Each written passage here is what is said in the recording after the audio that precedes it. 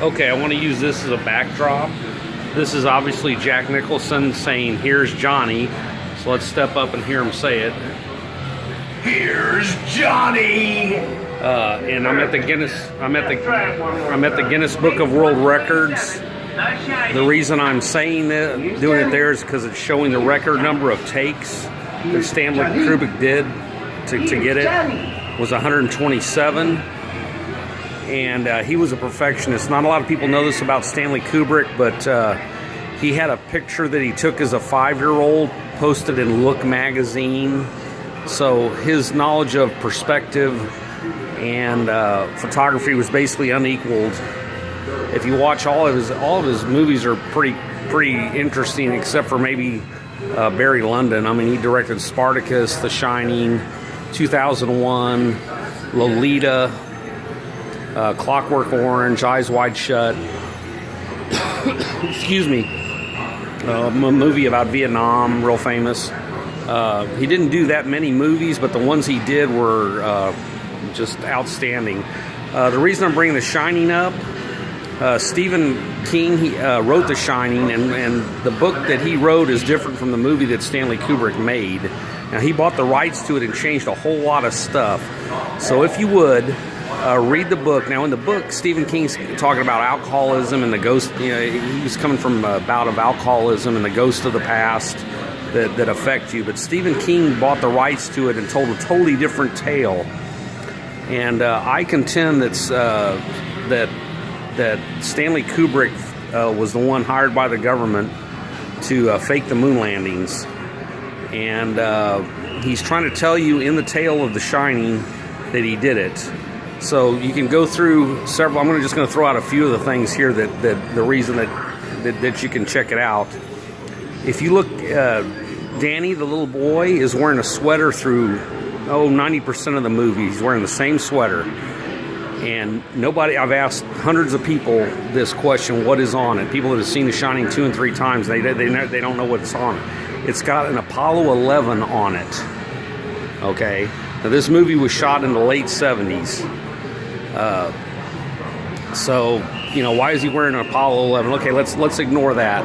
Let's go to the Ghost Twins. Okay, in the book, they're just sisters. They're not twins. You think, well, they just made them to be twins. Remember, they say, "Danny, come play with us." You think, well, maybe they did that just because twins are creepy. Well, he could have said that. But what did the Apollo program replace? It replaced the Gemini program, Gemini the twins.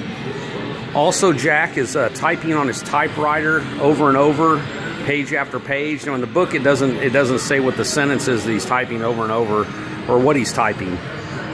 He's just typing the book. But all work and no play makes Jack a dull boy. What is the word all? All is also Apollo 11. Another thing about the typewriter, it changes color through the movie. If you watch it, it starts out like a beige color and it ends up gray. Also, the typewriter is called an Adler typewriter, which means eagle in Germany. Another thing to take into account when Jack goes to meet the general manager of the Overlook Motel, it's totally different from the book, and on purpose they made that guy look kind of like Kennedy, who started the space program. And if you'll notice, there's an eagle set up on the desk, and then there's the backdrop to it is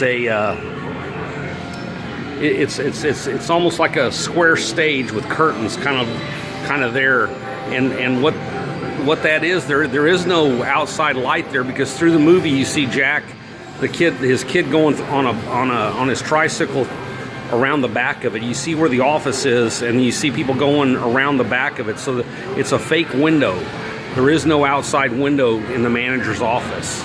So they're trying to tell you that it's a stage, and much like this, there's a stage. See this is just obviously to highlight Jack and the thing, but the curtains were set up in the office like a stage, and it was a very, very bright window.